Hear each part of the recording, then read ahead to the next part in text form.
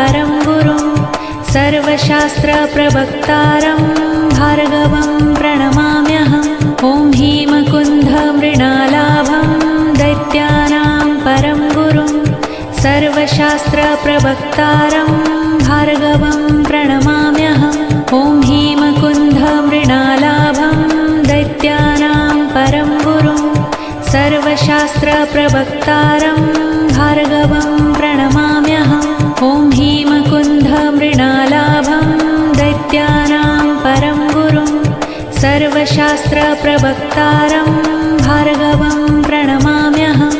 ॐ हीमकुन्धमृणालाभं दैत्यानां परं गुरुं सर्वशास्त्रप्रवक्तारं भार्गवं प्रणमाम्यहम्।